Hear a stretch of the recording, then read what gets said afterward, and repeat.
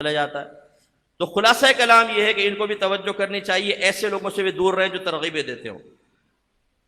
میری بچیوں خاص طور پہ آپ توجہ فرمائیں، اگر میری بچیاں سن رہی ہیں یا بعد میں ریکارڈنگ سنیں گی تو ایسی لڑکیوں سے دور رہیں جو لڑکوں کی باتیں کریں، جو جذبات کو ابھاریں۔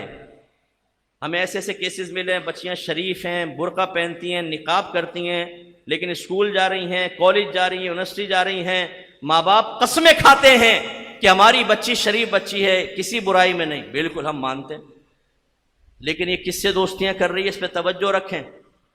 کئی برقعے والی لڑکیاں اپنے گھروں سے فرار ہو گئیں، لڑکوں سے دوستی کر لیں۔ رات کے 2:30 بجے جب ماں باپ سو گئے تو وہ موبائل لے کر چیٹ شروع کر دیتی ہیں اور بیلنس بھی لڑکوں سے ڈلواتی ہیں۔ یہ کیوں ایسا ہو گیا؟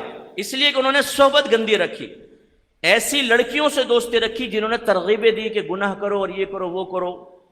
ایسے لوگوں سے دور رہنا واجب۔ تو یہ تھوڑی چیزیں ہیں کہ آپ قطع تعلق کر سکتے ہیں، وہ حدیث میں نہیں۔ اب آ جائیں ذرا اس طرف جو ہم کر رہے ہیں اور اس حدیث کے تحت آتے ہیں۔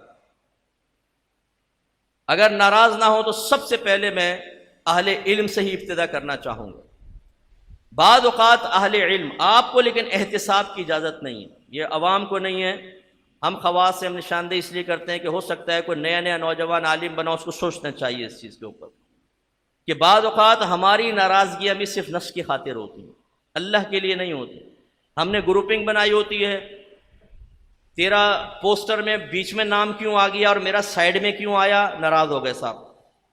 بھائی کوئی ناراضگی کی وجہ، میں گیا تھا مجھے کرسی پہ نہیں بٹھایا، نیچے بٹھا دیا اسٹیج کے اوپر، اس پہ ناراضگیاں یعنی ذاتی وجوہات کی بنا پر، اور اتنے شدید ناراض ہو جاتے ہیں کہ پھر ہاتھ تک ملانا پسند نہیں کرتے ہیں۔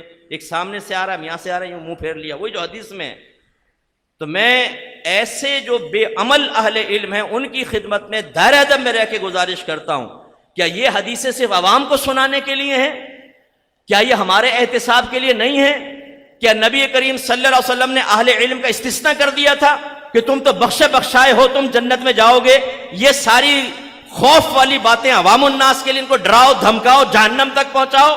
نہیں، سب سے پہلے اہل علم اس کے مخاطب ہیں، ہم ہیں اس کے مخاطب، ہمیں اس پہ عمل کرنا ہوگا، ہمیں اپنی ناراضگیاں ختم کرنی ہوں گی، ہمیں اپنے ذاتی ناراضگیوں کو ختم کر کے لوگوں کے سامنے اتحاد اور مضبوط ہو کر پیار محبت کے ساتھ ایک وحدانیت ظاہر کرنی ہوگی۔ تو ہماری عوام یہ کہے گی کہ ہم علماء کو دیکھتے ہیں کہ لڑتے نہیں ہیں، پیار محبت سے رہتے ہیں۔ آج ہم گروپنگ میں تقسیم ہو گئے، یہ فلاں کا گروپ، یہ فلاں کا گروپ، یہ فلاں کا گروپ۔ میں نے آپ سے پہلے گزارش کی عوام سے، آپ احتساب نہ کریں، ہو سکتا ہے ان کا اختلاف علمی اختلاف ہو، لیکن اہل علم کو اپنا احتساب خود کرنا چاہیے۔ جو ہم دیکھ رہے ہیں کہ چھوٹی چھوٹی وجوہات کو بڑا کر کے نہ صرف خود ناراض رہنا بلکہ اپنے متبعین میں نفرت کے وائرسز انجیکٹ کر دینا، ایک دوسرے کی شکل دیکھنے کے لیے تیار نہیں ہیں۔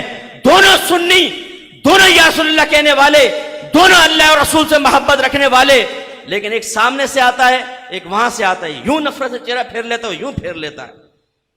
ایک دوسرے کے اکابر کو ماں بہن کی گالیاں بکتا ہے، وہ اس کے بڑوں کو ماں بہن کی گالیاں بک کر مظاہرہ کر رہے ہوتے ہیں کہ ہم ہیں تو نبی کریم سے محبت کرنے والے، لیکن اپنے نبی کے فرمان پر عمل نہیں کریں گے۔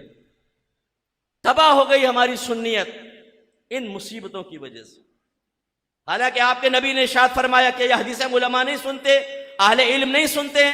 آپ کے نبی نے فرمایا کہ تمام مومن ایک جسم کی مانند ہیں، تمام مومن ایک جسم کی مانند ہیں کہ اگر جسم کے کسی ایک عضو میں تکلیف ہو، درد ہو تو پورا جسم درد محسوس کرتا ہے۔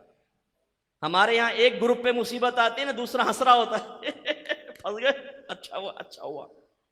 پھر کچھ عرصے بعد مکافات عمل ہوتا ہے، وہ بچ جاتا ہے، دوسرا مصیبت میں پھنس جاتا ہے، پھر وہ جشن منا رہا ہوتا ہے نا، گلاب جامنے بانٹ رہا ہوتا ہے، اب آئے نا پھنس گئے۔ ارے یار یہ تو افسوس کا مقام ہے، دکھ کا مقام ہے۔ ہمارے بھائی پر، سنی بھائی پر، مسلمان بھائی پر مصیبت نازل ہوئی ہے، نہ کہ خوشی منانا، اور پھر ہم اپنے متبعین کو لگا دیتے ہیں۔